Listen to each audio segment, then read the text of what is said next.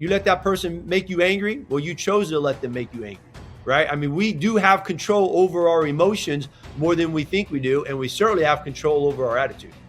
It's not the critic who counts, not the man who points out how the strong man stumbles or where the doer of deeds could have done them better. The credit belongs to the man who is actually in the arena, whose face is marked by dust and sweat and blood. Welcome to the Men in the Arena podcast, where we interview specialists in the realm of manhood. Each of our guests is an expert in their chosen field or cause as it relates to men. Our conviction is to call you into the arena of manhood, call you out of the faceless, nameless bleachers, and call you up to be the best version of you. Because when a man gets it, everyone wins. Enjoy today's episode. Men in the Arena Army, we salute you. Guys, thanks for listening to another episode of the Men in the Arena podcast. I am Jim Ramos. I'm your host for today's show. Hey, guys, I'm really excited today because our guest has developed a system to help you live a godly legacy, and starting in 2022. He wrote a cool book. It's a very simple book, but it's got some depth to it that I think you're really going to appreciate. But before we bring our guest on today, I want to talk to you about a man law. Our man laws are supplied mostly by you, our audience. And when we use your man law, hit us up at info@meninthearena.org with your physical address, and we will send you some Men in the Arena swag. This week's man law is called the umbrella rule. Now, guys, here it is. Listen, men never share umbrellas. We don't even use umbrellas in the Pacific Northwest. We don't share umbrellas. We don't share bathrooms. We don't share clothing unless it's hunting gear, of course. We don't even share our meals, and we definitely don't sit on motorcycles together. So, guys, we just don't share like that. Women tend to share that way. We don't. So just want to let you know, guys, these are just meant for you to get a laugh and a chuckle. They're not something to crucify me over, right? So, but the umbrella rule, guys, be careful who you share with. Hey, and I want to also highlight one of our hero stories. Again, our hero stories are supplied by you, our heroes. We are guides on your journey, but guys, you are the hero in your story. When a man gets it, everyone wins. So here's a great story from Matt B. in Illinois, and he says this is pretty cool. Congrats to you and your team on the 500th podcast episode. I'm happy to say that I've listened to every one, and they've made a huge impact on my life. Thank you for all you do. And he continues, I wanted to update you on the small group you set me up with early this year. It's been a huge blessing for all of us. My team leader and I have become great friends. Thank you for pointing me in the right direction as well. I'm glad to be a part of Men in the Arena and its work. Merry Christmas to you and your family. Guys, that is so cool, man. We are all about you becoming your best version. Head over to our website. On the homepage, if you just click the button that says join our program, guys, we want to connect you with a small group leader, a virtual team. Guys, it'll cost you the $16 to get our workbook. That's it. We're not charging you some $100 a monthly fee to sit at my feet. We're saying, guys, get together on a team, interact together in fellowship, and like Matt B. in Illinois, become your best version through partnering with other guys who are committed to becoming their own best version. If you have a hero story for us, guys, hit us up at info@meninthearena.org, and we will send you some Meet swag to say thank you. Hey, I'm excited, guys, to bring our guest on today, Gary Greeno. He's 53 years old, lives in Stockton, California. Gary's a pastor, motivational speaker, educator for over 30 years, author, and former basketball coach. His passion is to help people find and live out their purpose while living out the godly legacy they truly want to leave. Today, we'll be discussing his book, The Legacy Game Plan, 4 Keys to Living Intentionally. It's my pleasure to bring our friend on, Gary Greeno. Gary, how you doing, man? Thanks so much for coming on the show. Hey, Jim, I'm doing great. Thank you so much for having me. It's great to be here. Yeah, I'm excited for today. Your book, the layout of your book, I read over 60 books this year, I think, and it's just refreshing to read one with a simple layout that's solid, clearly communicated. You wrote the book like a communicator. You know, educators take something that's very simple and make it complex. Communicators take something that's complex and make it simple. And so you've done that. I think this is going to be a great tool for men to have. But before we throw you into our rapid fire round, why don't you take a few minutes and give us your story? Yeah, absolutely.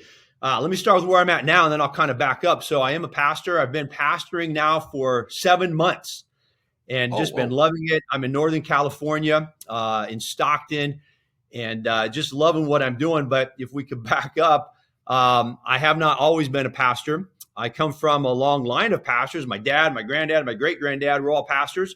And when I was in college, I had to make a decision. I had to declare a major. And I was torn because I really wanted to be a basketball coach and a teacher. But something inside of me said, man, I would like to be a pastor as well. And it's interesting, Jim. I never really felt God clearly saying, go this direction. You know, I was looking for the big flash of lightning, the thunder, and I never got it. So I told the Lord, I said, God, okay, I'm going to choose coaching and teaching. And if you got something different, you got to let me know. And so I pursued that. And as you said earlier, I've been doing it for 31 years as a teacher. Wow. I'm still teaching while pastoring, so bivocational. And it's just so crazy because about 7 or 8 years ago, probably around 2015 or 16, I'm in my groove as a teacher, an educator. I'm a basketball coach. I coach at a big school in California, 3,000 students. We're winning championships.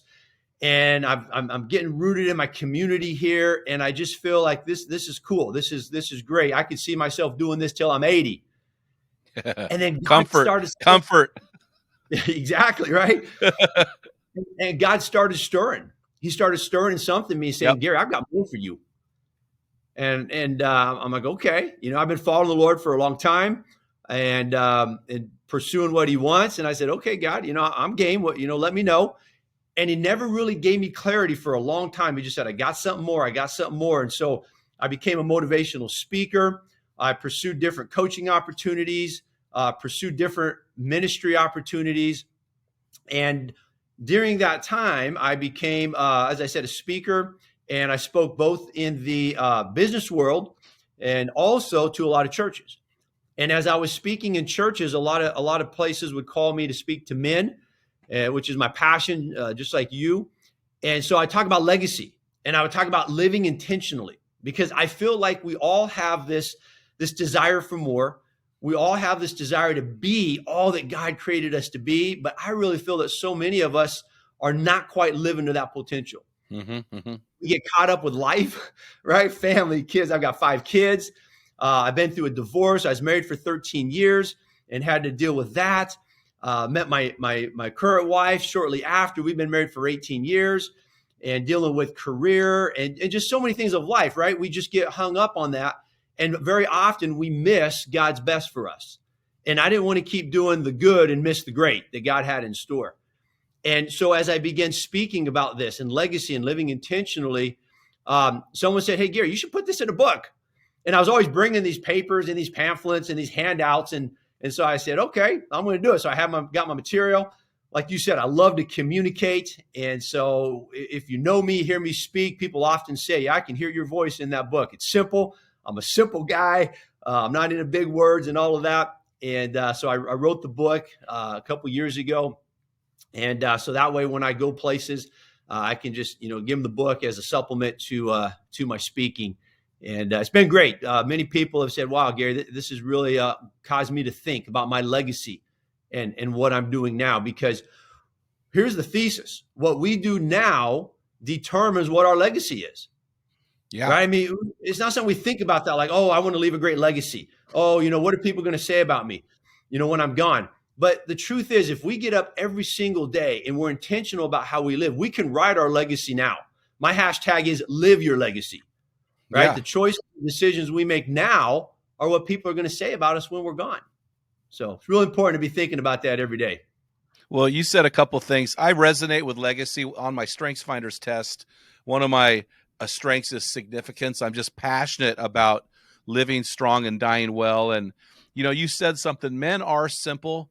You communicate simply, but men are simple. But I want the women listening, I want women to hear this. Don't get confused. Simple does not mean shallow. Men are very deep, but they're simple. Their needs are simple. Respect me, affirm me, make love to me, and I'm good to go. We're simple but deep. If we don't have those needs fulfilled, everything unwinds for us. So when you say simple, that does not mean shallow. And I want to be very careful there. You also said something I want to bring up that I think is really funny. You said, I was winning championships. Life was good. I could stay here forever. And again, guys, we're at the beginning of a new year. And I just want to tell you something.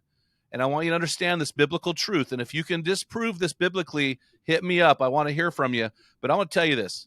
American men, you American men especially, God is not interested in your comfort.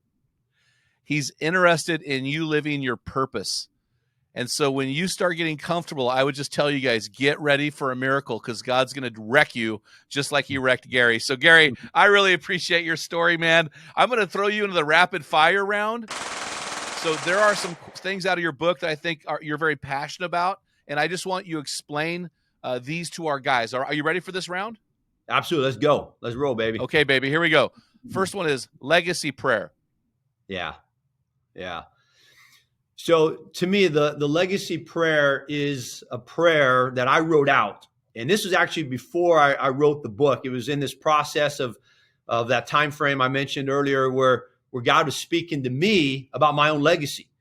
And so I just wrote out a very simple prayer. It's in the book that I try to pray, if not daily, just as often as I can. And this is my intention for how I want to live. And I'm just asking God, help me make a difference. Help me live with my legacy in mind. And I've never been a guy to write out prayers, but I do think there's a value to writing out exactly what it is I want God to do in my life, and writing out how I would like God to help me impact my children, help me make a difference at work. And writing it out really gave me clarity. I don't have to sit there and think, okay, yeah, dear God, oh, wait, I got to go do this over here. My mind just gets, all over the place. And so the legacy prayer, I would challenge guys just to write out. It's simple. I have it in my phone on my notes. It's just a simple prayer of asking God to help me daily live out that legacy and live intentionally. And I know that when we ask him, he's faithful. Like you said before the show, he is faithful no matter what we go through. Our circumstances don't define us. It's our character. Like you said, it's not our comfort.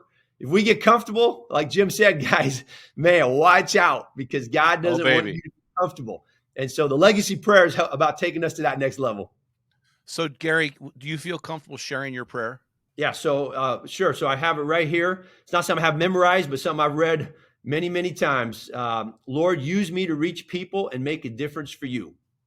Allow my influence to reach beyond anything I could imagine, and use my life to make a difference in others, and let it begin at home with my own family and those that know me well. Lord, let me be inspiring and motivating so that others go for their greatness and chase their dreams and find the purpose you have for them with every ounce of their being. And let me teach others to do the same. Man, so that's really my prayer. Cool, man. That's my prayer. I want to be the absolute best that God created me to be. I may not be a 10. I may not be the best communicator, the best coach, the best pastor, but man, I just want to be everything that he created me to be for the purpose of reaching people for the kingdom and helping men, women, everyone to live out their purpose that God created them for. So I appreciate that, Gary. So that's your legacy prayer. The second rapid fire round statement is this legacy statement. So how is the prayer different than the statement? Walk us through that. Absolutely. They're very similar. My prayer is to God, right? And even though I read it, I don't ever let it become just rote. Even reading it to you guys right now, it's like it's in my heart, right? It's like, God, this is what I'm saying. I do this sometimes. Let me just divert a little bit. I do this sometimes with the Psalms. I go through some of the Psalms that David wrote, and those were his prayers. And I just make them my prayer. And I think there's something valuable about reading, but it comes from your heart. Like these are my words. So the legacy statement, do you want me to read it? Okay. So this is my statement to myself. This is a declaration, right? To me, a statement is, this is a declaration of how I'm going to live. It's not that I'm perfect. I don't live up to it every day, but man, by golly, I'm going to give it my best. And this is what I'm striving. So my legacy statement is this: if my life inspires my kids to go for greatness in everything they do, then I did not live in vain. When I am gone, If they and others can use my life as motivation to go for it, to hold nothing back and chase their dreams with everything they've got, then my life will have accomplished something worthwhile. And most importantly, if my life was able to point them to Jesus, and because of how I lived and the things I said and the choices I made, they choose to follow him with all their heart, then my life will have been well lived. I first wrote that on September 23rd, 2015. That's really cool. And I can hear the emotion in that Yeah. statement. And it's really interesting. From a godly parent's perspective, I think our children need to understand that we don't care how successful they are. What we care about is that they love Jesus. And if they love Jesus, everything else is going to matter.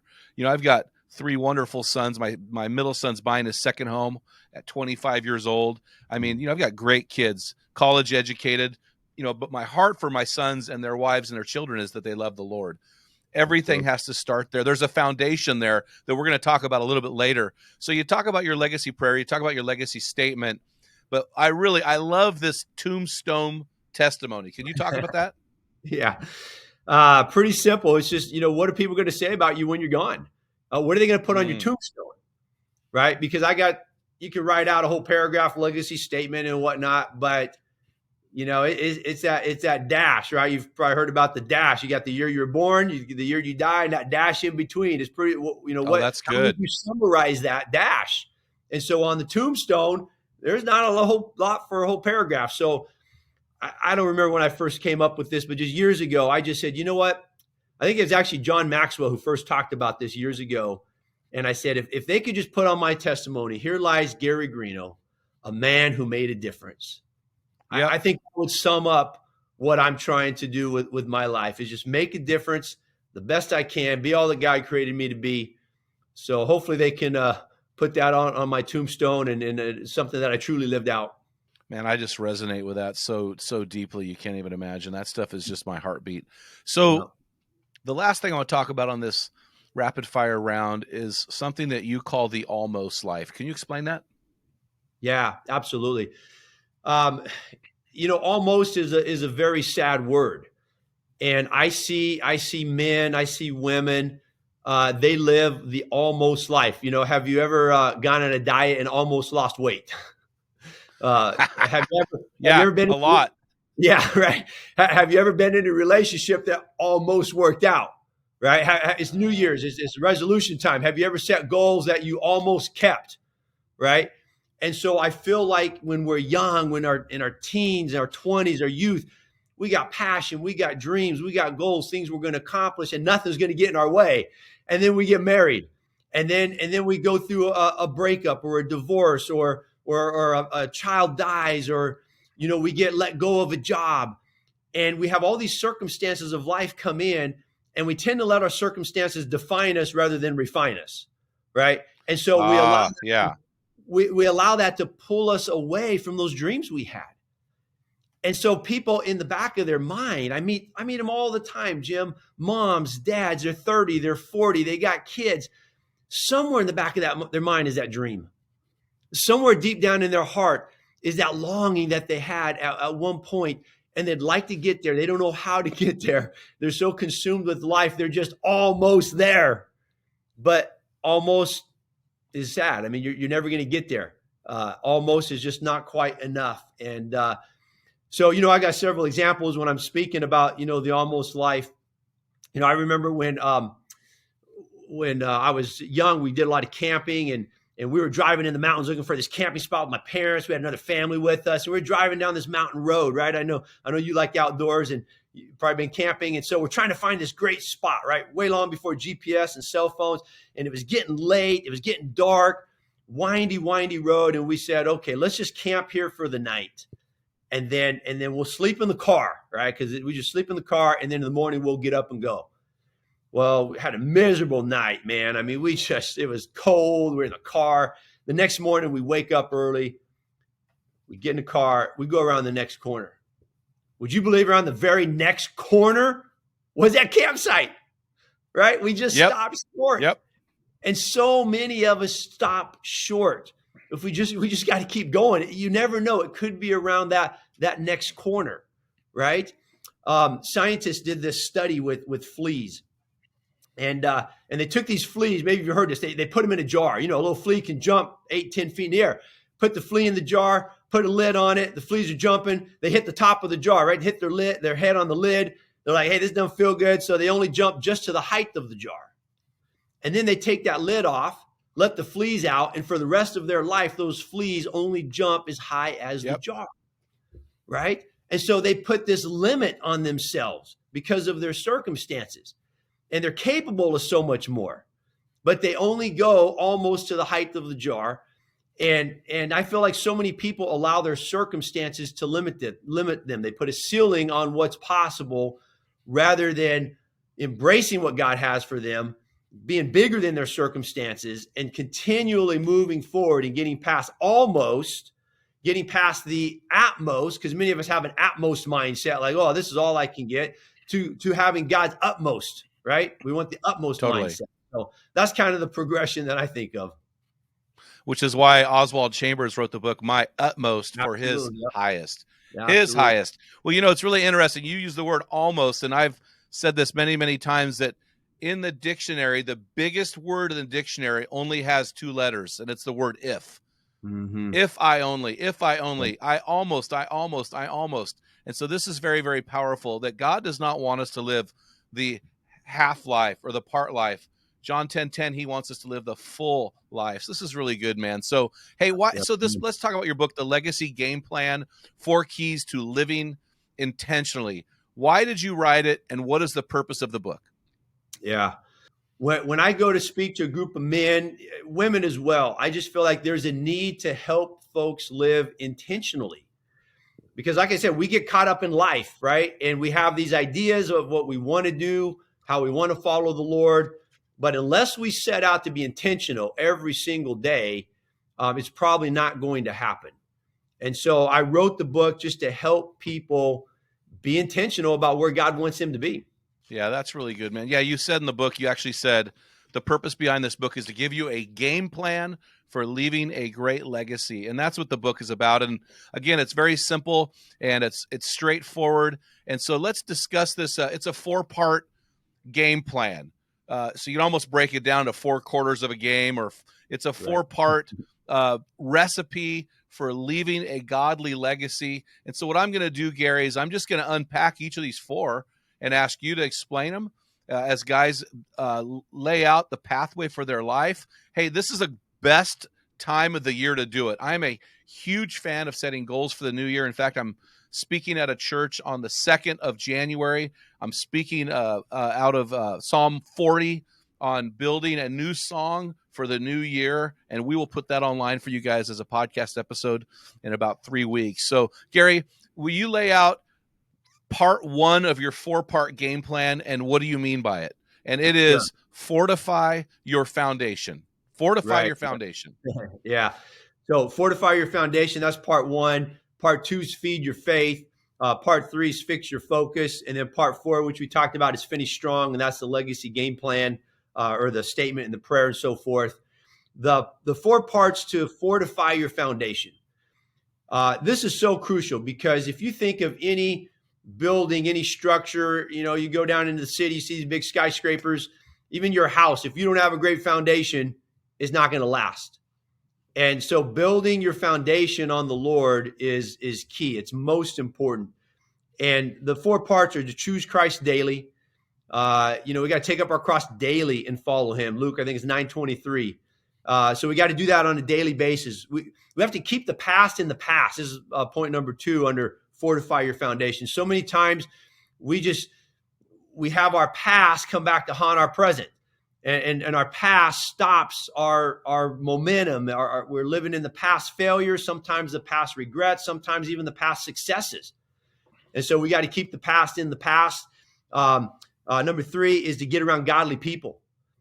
And, birds of a feather flock together. I think it's Jim Rohn that said you're the average of the 5 people you hang out with most. And that's so important. Yeah.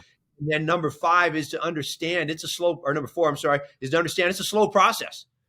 All right. I'm a guy that wants things to happen now, but it's a slow process to becoming all God wants you to be. It's a slow process to strengthening that foundation. So we can unpack Well, that a little yeah. more if you'd like. Well, yeah, and on page 39 of your book, you said slow progress is still progress.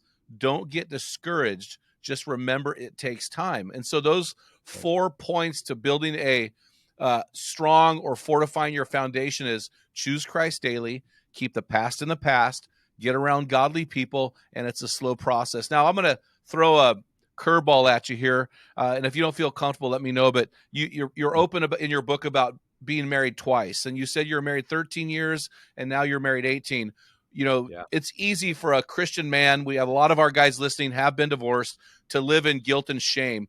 What did you learn from your first marriage in order to make your second marriage a successful marriage? And how did you move from the guilt and shame of that failed marriage to redemption and victory in this second marriage? Right. That's a great question. It's similar on a much bigger scale to sometimes when I was a coach, we'd have an awful game and we'd get blown out of the gym and I go home wanting to quit. Like, why am I even a coach? Like, I can't even get my team to make a layup, and I just have all this defeat and all this just despair. And it's amazing what a good night of sleep will do, because in the next morning I get fired up. I'm like, okay, let's get the game plan, right? Let's figure out what we're going to do. And so, not to compare a loss of a game with the loss of a marriage, much different. But the way that I'm wired is this marriage did not work. It failed. And I'm not trying to gloss over any of it. It was heartbreaking. Man, I spent days on the floor, head down, crying out to God, what is going on here? I don't understand this.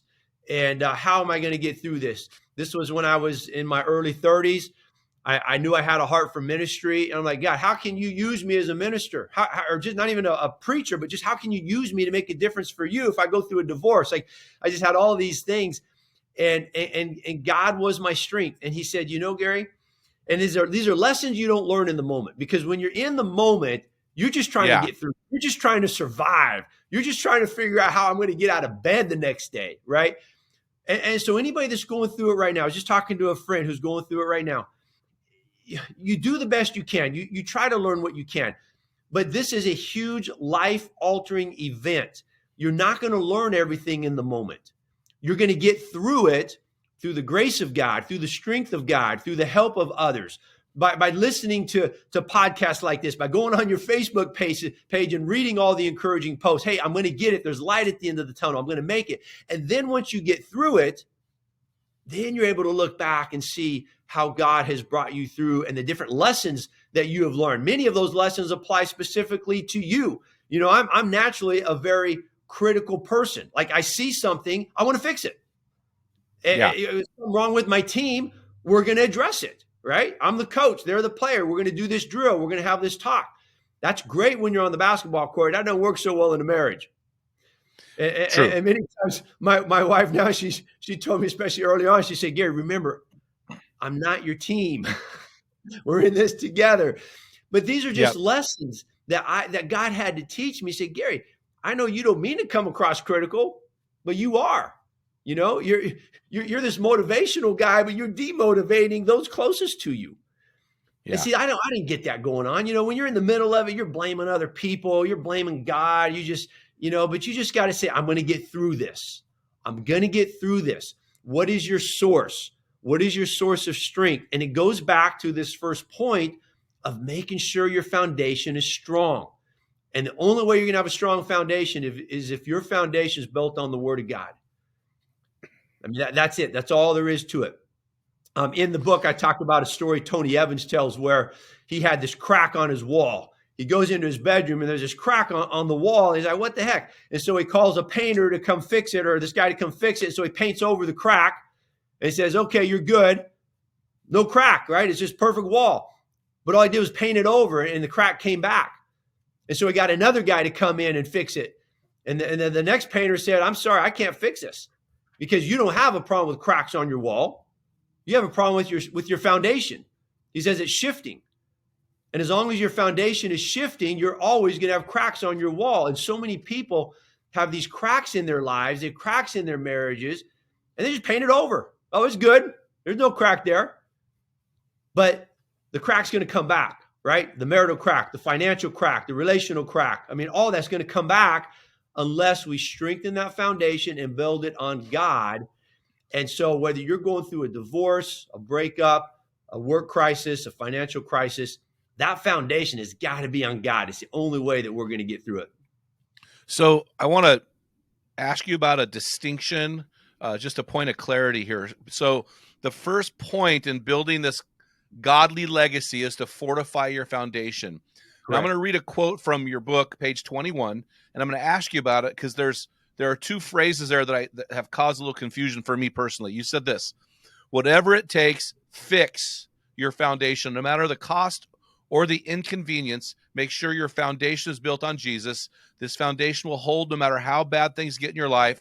Fortifying your foundation is a continual process. So point number one is fortify your foundation, but you've mentioned fixing your foundation. So what is the difference between fixing and fortifying? What, for me, one is there's something wrong that's got to be taken care of. And the other one is I'm just going to make what's already good better. How do you distinguish between the two? Well, I think you said it. I think it's just what you said. It's both. There are many of us who have to fix our foundation, right? Our foundation is in what we got in our bank account. You know, as long as I got a certain amount, I'm good. I'm trusting that, right? But that's that we got to fix that. We got to say, no, it doesn't matter how much money I got in my bank account. God's my source. He's going to provide every need. I'm going to learn to be content in every situation, right? So we got to fix that. And then as we fix these different areas, then we strengthen them. And every time we go through something, Jim, we have a decision to make. Is this going to strengthen my foundation or is this going to weaken it? Am I going to just cling to God even more, or am I going to start blaming God? Am I going to start pulling away from God? See, we got to make that decision. So every time we go through something, if we just cling to God a little bit more, we're strengthening, we're fortifying that foundation. So I think you're right. There are times we need to fix it. And then there are times where we go, okay, my foundation is solid. I want to build my life on God, but now I got to strengthen that every single day. I can't be content. No, that's really good. You know, my wife and I decided every 10 years of our marriage, we'd go in for counseling because we want to strengthen what is already strong. So we are at 30 years marriage. We went through a series of counseling sessions with our pastor. It was outstanding. Was our marriage weak? No. Was it perfect? No. That's the key. You know, I've got a friend who just built a giant house on the Oregon coast. I was at his house for my birthday. We had a dinner over there. And from his kitchen, I can look and see the Pacific Ocean. And I can look the other way and I can see the Siletz Bay. So it's sitting on this small strip of land. And I said, what are you going to do if her tsunami hits? He goes, this house ain't going nowhere. I go, why? He said, the foundation is deeper than the house. So what you see on the outside of the house is nothing compared to the foundation. And I know we're camping on this, Gary, but I want our guys to understand how important and vital, critical it is to have a strong, solid foundation. So many guys have built their life and their marriage and their faith even on a shallow, weak foundation. If you think it's strong, guys, fortify it. If there's a chink in your armor, a crack in the foundation, fix it. Either way, we have to keep, I guess a good word would be to continue to improve upon our foundation, no matter how strong or deep it may run. That's right. Yeah, that's absolutely right. It's a must. Yeah. So I want to move to your second point. I think we've really hammered this foundational thing, which is so important. But now your second point, your second key to living a godly legacy, and you've mentioned this throughout, but I'm going to give you a chance to explain it some more, is to feed your faith. You wrote this in your book. Through my personal storms of going through a divorce and being separated from my kids, being let go of a coaching job, facing financial struggles and relational struggles, now when a guy says that, I stop and listen for the next statement. And so here's your next statement. I can tell you that the solid rock of Christ never failed me. That is so important. Life is so simple, but it isn't shallow, right? So can you talk to us about feeding your faith? Yeah. You know, when you go through things like that, which we all do, you know, we all go, you know, someone told me when I remember I was like about 14 or 15, there's this preacher came in and he was talking about when you go through a train wreck in your life, it's not if you have a train wreck, it's when, like you will. And we all go through things. And as you read all those things that I have gone through, the thing that keeps coming to my mind is my identity is not based in all of that. Like, I'm a Yeah. coach. Now I'm a pastor. I'm an educator. I'm a father. I'm all those things. But if one of those things is taken away, I'm not crushed. I'm not totally decimated, because number one, I'm a child of God. And so that's my identity. And so that is what allows me to make it through those things. And so feeding your faith just simply means that you're reinforcing this every day. And it doesn't mean it's easy, because, what you feed grows and what you starve dies, right? And Yes. whatever, and we all have this battle inside. Even when you're born again, sanctified, you're just like, I'm living for Christ. You got to feed it daily, because what you feed will grow and what you starve will die. And so Satan's always bringing us temptations. He's always putting things in our path. And we have to make the right choice. I use this analogy. I'm sure you've heard it's been said a lot, but there was this old Eskimo guy who had these two dogs, the white dog and the black dog, and he had them fight. And he brought them to the town square, and he'd have these two dogs fight, and he would always predict which one would win, and he'd take bets. And his friends would say, well, how do you always know which dog is going to win the fight? Because sometimes the black dog would win, sometimes the white dog would win. But the old Eskimo fisherman always knew which dog would win. And he told his friends, well, it's easy. The week before, I feed one and I starve the other. And that's what determined who was going to win. I don't recommend that. It doesn't sound good for dog owners. But the point is, what you feed is going to strengthen in your life. And if every day you're taking 5 minutes, 10 minutes, just read the Bible, just read a couple verses, right? Listen to this podcast, listen to Christian music, listen to worship music, and you're constantly feeding your faith. And I think we can feed our faith in ways that we don't really always think about. Obviously we need to go to church. We need to be in a fellowship. We need to be in a Bible study. We need to do that stuff. But those little things on a daily basis, like what we read, what we listen to, what we watch, who we hang out with, those are all ways that we're going to feed and strengthen our faith and become the men God wants us to be. No, I agree 100%. And going back to that Jim Rohn quote, guys, I know a lot of guys listening to this podcast are currently not involved in a church. I don't think that's a good move at all for the long term. But I'll tell you what, if you are not involved in Christian fellowship, you're going to die on the vine, guys.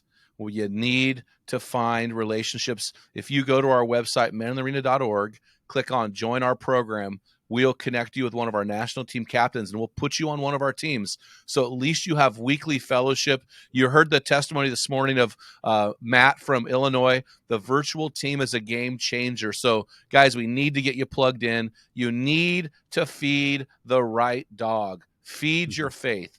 So I appreciate that, Gary. I just can't stress that enough. It's one thing to be a Christian, right? But it's another thing to feed your faith. How many guys have you seen over the years that were, on fire for Jesus, but then 2 decades later, they're not even, he's not even a part of their lives. Right. Feeding the wrong things, man.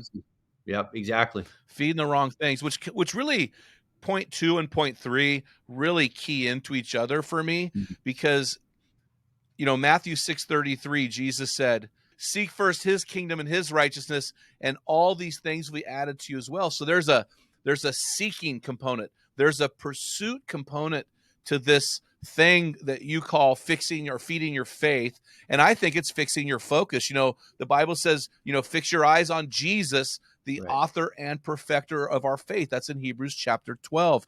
So we're at the new year. I think, again, this is the perfect time for people like you and me to set goals. And I know you set goals. I've set goals. I take this week between Christmas and New Year's to pray about and process what God wants me to do for the new year.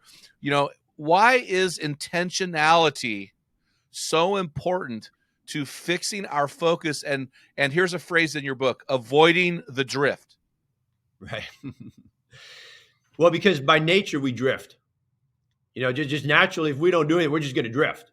It's kind of like when you're out on the ocean in a boat, you don't put down an anchor, you're just going to float, right? So you have to be intentional about where you want to go and what you want to do. And so fixing your focus is about just making that conscious decision about what's important in your life. And it goes back to your life is bigger than you. right? It goes back Yep. to the whole point of this book. I want to leave a legacy.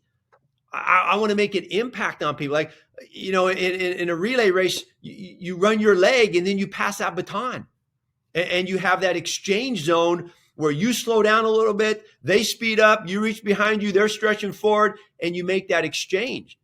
And I've seen many times where they drop the baton and then the race is over, right? So it goes back to, why do we fix our focus? Because we're trying to leave a legacy. We're trying to pass that baton of faith to our children and to those who know us. And so the whole idea here is that we're going to be consistent. We're going to make a decision that we're going to be congruent. I talk about congruency because we all say we want certain things, right? We all say we want to get in shape. We all say we want to, look good and be strong, but then we don't actually do the things. We eat the bowl of ice cream and, we don't go to the gym and we put it off, right?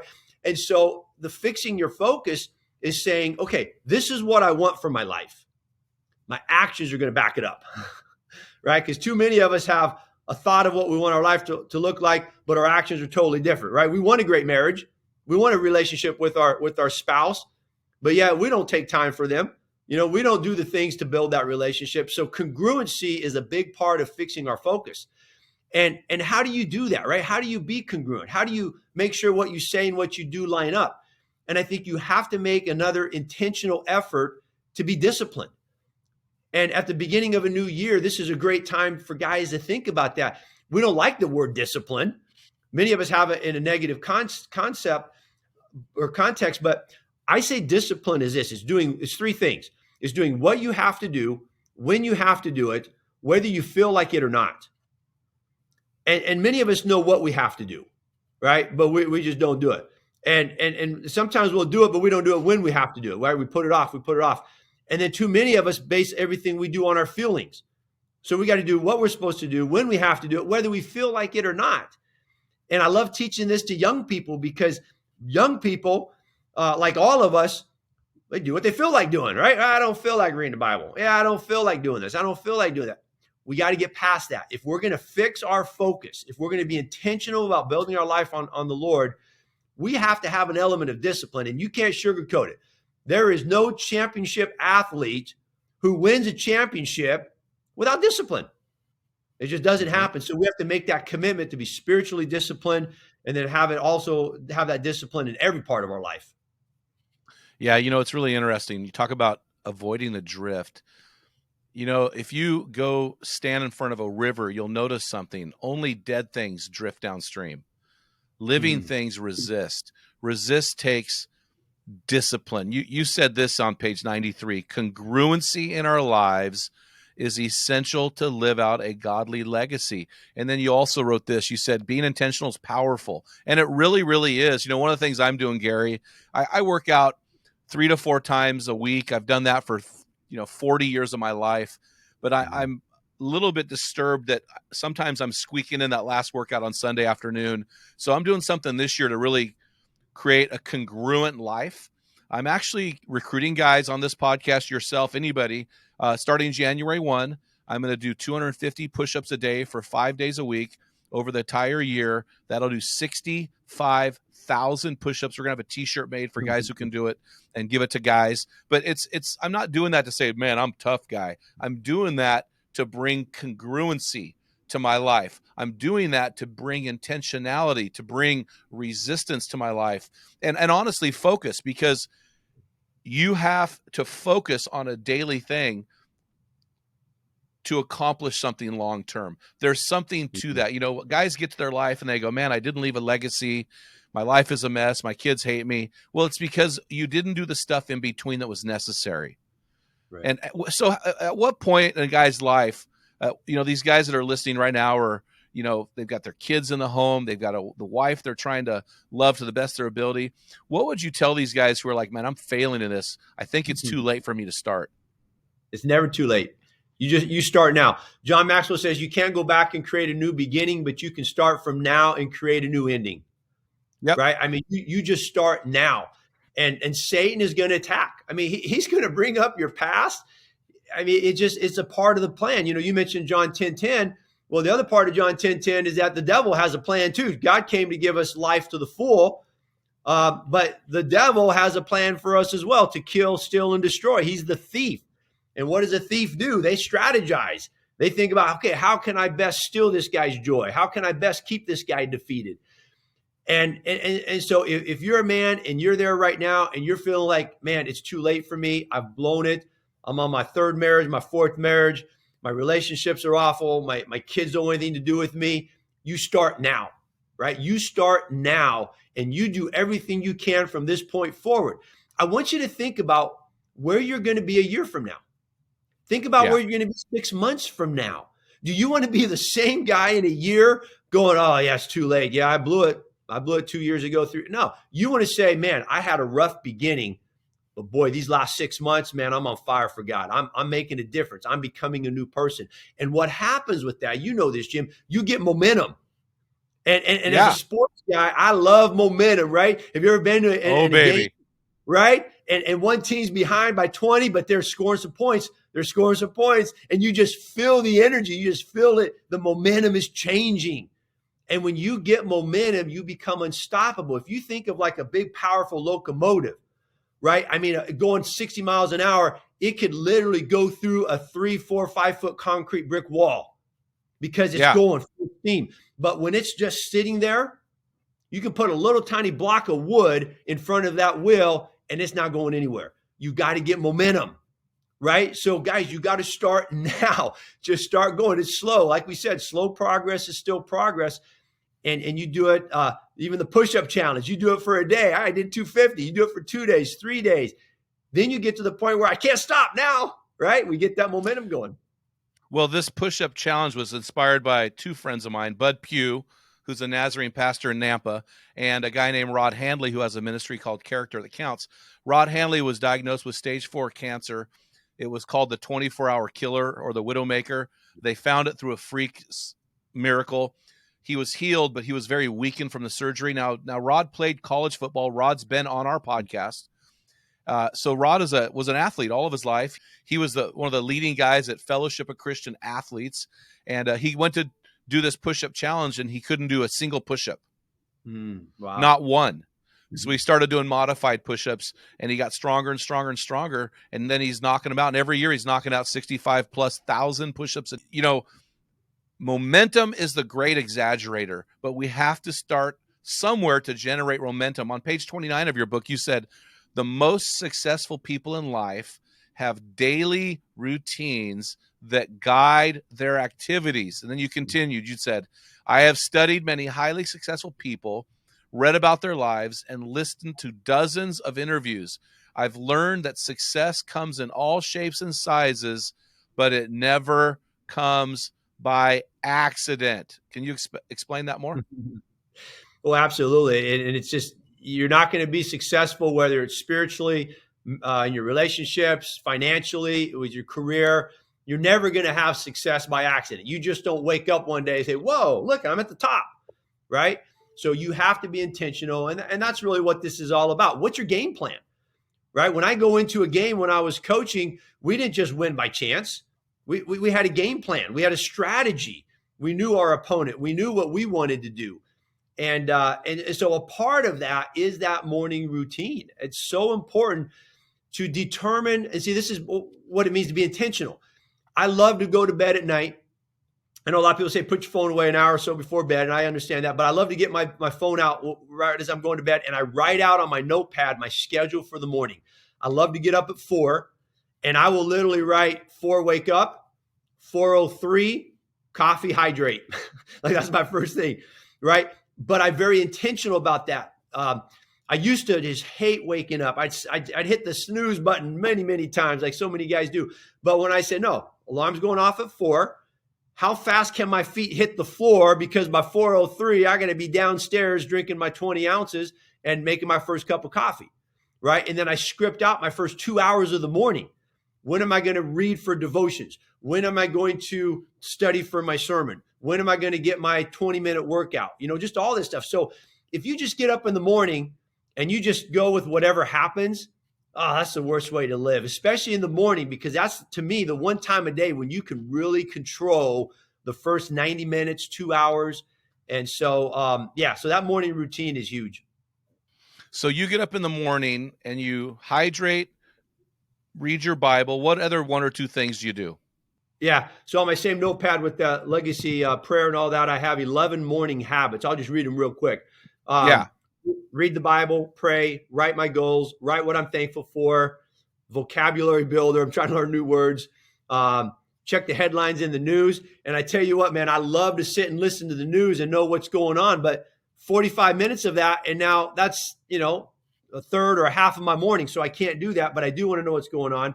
I love reading quotes, read my legacy statement, read 10 minutes from a book. Right now I'm reading James Clear, Atomic Habits. Great, great book. Also got a Maxwell book I'm reading. And then number 10 is follow my morning routine that I planned out the night before. And then 11 is exercise. And that's the morning habits I try to establish. Please don't think I do all of those every morning. But that's my priority. That's my intention. That's what I'm trying to do. And, it depends on the day. It depends on what I got going on. Some of that varies. So that's kind of my morning routine, at least what I'm shooting for. No, that's really good. Yeah, mine is really simple, and I've been doing it for 30 years. I get up in the morning, I make a cup of coffee. If Shanna's home and not flying, I make her a cup of coffee, and I read my Bible, and I read a book, and that's it. And I get up and go to work. I mean, very, very simple. I can't work out in the morning. I just can't stand that. So my body, spiritually, I do the spiritual stuff in the morning, and then I come to work, I pray for an hour, and I'm rolling, and I usually work out in the afternoon. But that morning routine is critical, critical. And guys, again, this new year, maybe your goal is as simple as change your morning rhythm, change your morning routine, because, it takes 66 days, experts tell us, to form a habit. And that's really easy to remember because there are 66 books in the Bible. It takes 66 days to form a habit. So if you can just suck it up from January 1 to mid-November, mid-March, you are set. You're rolling, baby. Those first 66 days of the year are so critical to your success. Let's talk about this fourth point. Now, I wrote a book. It's on the shelf right here behind me over my left shoulder, called Strong Men, Dangerous Times. Last year was a #1 bestseller on Amazon. And the fifth essential of these 5 essentials of manhood is finishing strong. And I realized something, Gary, that there are many men out there that finish wrong. They finish with a question mark. Yeah. And there are many guys that finish strong, fewer guys. They finish with an exclamation point like Jesus did in John 19:30. What in your opinion separates those two groups? Well, I would say first it is that their intentionality. Yes. I keep going back to it, but you have to be intentional and you have to be aware of all these things we've talked about. You have to be aware that if you're not intentional, you're going to drift and you're going to end up somewhere you don't want to be. So if you're going to finish strong, it's what you do daily. It's not what you do in a day. It's not what you do someday. It's what you do daily that counts, day after day after day. And so to me, finishing strong is something that we do every day.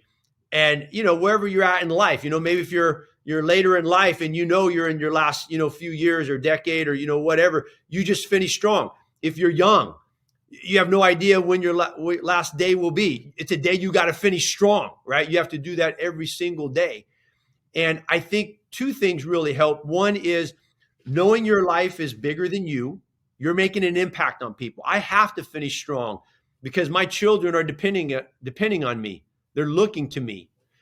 And so knowing that I am leaving a legacy helps. The second thing is a foundation again. One of the things in finishing strong in that section of the book I talk about is a life verse.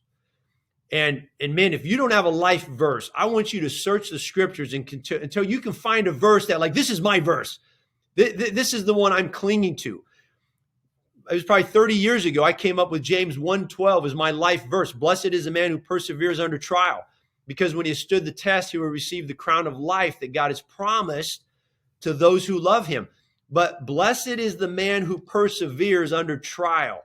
When I first read that and memorized that, Jim, I had no idea the trials that I would be going through in the years ahead. But that verse kept coming up. Blessed, happy is the man. Blessed is the man. If he can just persevere, if I could just get through this day, if I could just make it and keep clinging to God. I don't understand it. I don't understand why I'm going through this, but I'm going to cling to him and I'm going to persevere. Then I'm going to be blessed and I'm going to receive a crown of life. And so with that idea in mind, I can finish strong. It doesn't matter what I'm going through today, what I'm going through tomorrow, what happens to me. It's not my circumstances. It's what's inside of me. And so that's what determines, to a large extent, how I try to finish strong. Well, we talked about this earlier in the podcast, but what I tell guys is this: finish every day strong. So that 6 to 9 window when your family needs you the most, get off the couch, put down the beer, get out of the garage, get out of the shop, get your butt in the game. Yeah. Love your wife and kids. Finish every day strong. And guys, listen, if you finish today strong, compounded over time is a life that finishes strong. Yep. It's super, super simple. It's a simple recipe. So here's what I want to talk about next, Gary. You talk about finishing strong. You've talked a lot in the book about legacy and intentionality. But one thing we've addressed but really haven't mentioned by name is this word attitude. Can you talk to us about how important attitude is to intentionality, finishing strong, and living out a godly legacy? Attitude is everything. Yep. Was it Chuck Swindoll? Chuck Swindoll said, life is 10% what happens to you, 90% how you deal with it, right? You've read that whole paragraph on attitude. Attitude is everything. And the great thing is we choose our attitude. And this is one of the things I love teaching young people, because they don't understand that I have a choice every single day about the attitude that I'm going to take on for the day. It's not about our circumstances. It's not about what happens to us. It's about what happens in us. And so when we decide that I'm going to have a godly attitude, I'm going to be Christ-like, I'm going to radiate the best that I can, God from the inside of me, to finish strong, to live my legacy, then we're going to do it. I mean, we're not going to be perfect, and we're going to have, times where we take a step backwards, but it's that choice. It's understanding you have a choice as to the attitude. You got mad at that person. That's your choice. You let that person make you angry. Well, you chose to let them make you angry, right? I mean, we do have control over our emotions more than we think we do. And we certainly have control over our attitude. Well, I love what you wrote in your book. You said, and I'm just reemphasizing what you've just said, attitude is a decision. The character traits you have are the result of the decisions you make. We don't always control what we are naturally good at in terms of talent or skill, but we can always control our attitude. The legacy you are going to leave begins on the inside. So, Gary, man, I love this stuff. Can you review really quickly these 4 critical points to leaving a godly legacy and living with intentionality? Yeah, absolutely. We got to fortify our foundation. It's got to be rock solid on Jesus Christ. We got to feed our faith every single day. We choose what we're going to feed. We have to fix our focus. It's a daily thing. We fix our focus, fix our eyes on Jesus, the author and perfecter of our faith, like you mentioned from Hebrews. And then number 4, finish strong, baby. You can do it. Love it. I love it. Gary, thanks so much for taking the time to share your wisdom and these simple but deep concepts from your book. And guys, let's get our boots on the ground here. The new year's kicking off. What are you going to do? What's the next step? And guys, I want to invite you into my space, into my world, into my pain and suffering. And I want to invite you to set a fitness goal this year of doing 65,000 push-ups with me, 250 a day, 5 days a week, or you can do 200 a day, 6 days a week. And if you join me in doing that, DM me, hit me up somehow, let us know. And at the end of the year, we'll have a shirt for you that's being designed right now. And this is listen, guys, we don't care about guys who start. You get nothing for starting. But if you finish this thing, we're going to hook you up. I think it'll be really, really fun. So we'll talk more about this. We'll set goals along the way. Want to invite you to do that, guys. So, hey, guys, want to also invite you to pick up a copy of my free book, Tell Them What Great Fathers Tell Their Sons and Daughters, at meninthearena.org. No matter where you guys live on this planet, and 126 nations downloaded our podcast last year. I don't care where you live. Go to our homepage, sign up under, quote, join our program. We want to put you on a virtual team, help you become your best version, help you to live with intentionality. Until next time, feel the wet sand on the arena floor. Hear the deafening roar of the crowd. Taste the sweetness of victory. Smell the stench of battle. Get in the game. Get dirty. Grind it out. And be a man. You've been listening to the Men in the Arena podcast. If you hunger to be your best version, then join thousands of men from around the world in our Men in the Arena forum on Facebook. This is the best place to have open discussions around the topic of biblical manhood. Make sure to explore our website at meninthearena.org, sign up for the weekly equipping blast, and take advantage of our many free resources designed to help you become your best version of a man. Thank you for listening to this episode of the Men in the Arena podcast. Remember, when a man gets it, everyone wins.